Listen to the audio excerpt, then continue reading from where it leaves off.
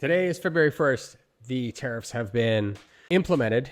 We're going to go over I got a video here explaining what they are, how they work, and why they may be doing it. I'll give you my thoughts and opinions on it. But as of right now, Canada and not New Mexico, that's the United States. Canada and Mexico have a 25% tariff on their goods, and China has 10% tariff on its goods.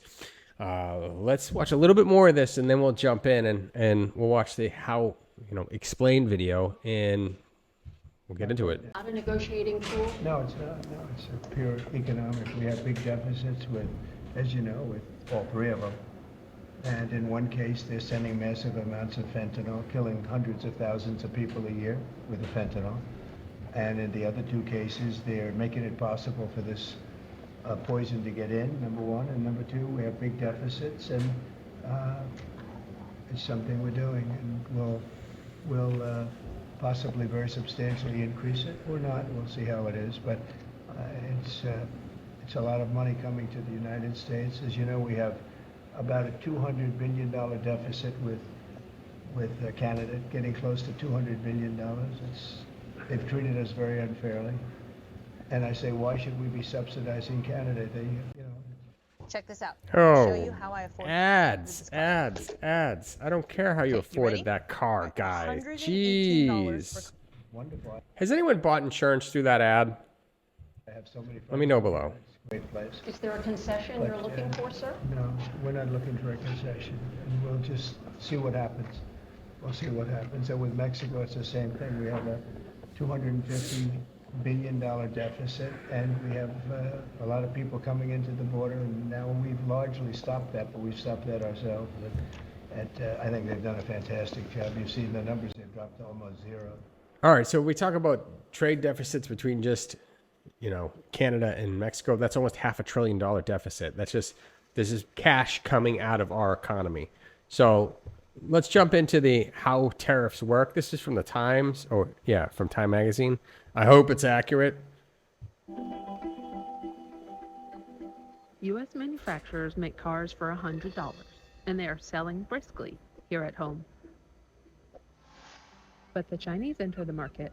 They set their prices at $75. U.S. cars don't sell as well.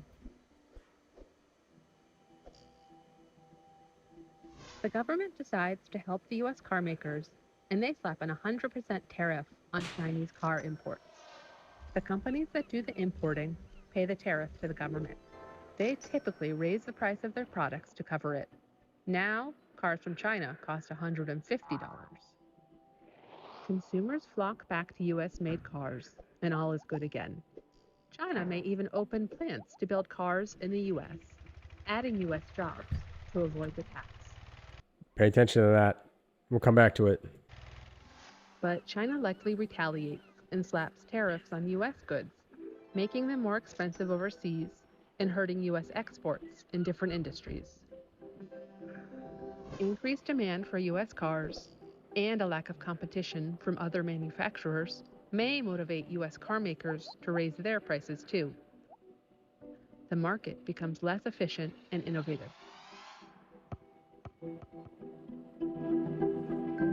Oh boy. All right. So the strategy, I guess, would be if we put a tariff on all those cheap goods that are coming in, that's going to increase demand for American-made products, right? Now, if we do... So to get around those tariffs, if a company made their goods in America, they wouldn't have to pay that tariff. In this case, it was 100% tariff, okay? If you're tying multiple things together, if the Trump administration gets their tax policy with the no tax on tips, which we'll update soon, and then tariffs from other countries or whatnot, and then the corporate tax rate down to 15%, even though in the short term, those Chinese goods or those Mexican or Canadian goods, they're more expensive because the importer has to pay the tariff. But if they make a plant here and start making the plants here, they get around the tariff and they pay a lower corporate tax rate, which might even be lower than the tax rate from where they are. But they have to hire Americans and make it in America. So in the long term, theoretically, that would be good for the economy. to raise these tariffs. The short term prices of a lot of the goods that we see, because we're so heavily reliant on these companies or countries, they're going to go up. But then there'll be incentive for people to make investments in American companies or make your stuff here, which will take time because you have to raise capital, you have to find a place to locate, either refurbish something, tool up, staff up. That could take a couple of years. That could take a long time. But in the long term, that would be great for the economy. I mean, America used to be a place where we made everything. Post World, or even the industrial age, the Gilded Age, from the 1880s or like 1870s up to the 1900s, like we made a lot of stuff. U.S. Steel, oil, like we produced a lot of things. Textiles were huge in New England. If you're from New England, go around. There's brick buildings everywhere. It's like we made all the textiles in the world and shipped them out. But then we started sending to other countries because they could make it cheaper, and then we would buy it back. The issue is, now all the companies leave. Now there's no good paying jobs. There's no local goods. Everything has to be shipped around the world. And if there's one trade embargo anywhere and all your goods are coming from somewhere, now you can't get your goods and it causes issues here. So I can see what he's attempting to do here in moving these tariffs abroad. Well, let's watch a little more. We've suffered under the past administration for years and years. We've suffered with millions of criminals coming into our country. Criminals, people from jails from all over the world. They come through Mexico and they come through Canada too. A lot of them come through Canada, and a lot of fentanyl comes through Canada. And China makes the fentanyl. China makes the fentanyl, gives it to Mexico, puts it through Canada, puts it through different places, mostly Mexico, but also a lot through Canada. And so all three haven't treated us very well. There was significant. Can I ask you about your meeting with NVIDIA? What did you talk about? We don't need to talk about NVIDIA. So, I don't know. I think we covered most of it. So if you were getting something like this, these Papermates, I don't know if they're made from China, but the prices could double. And that means a manufacturer here could scale up and sell them cheaper. I mean, I think it's a good thing.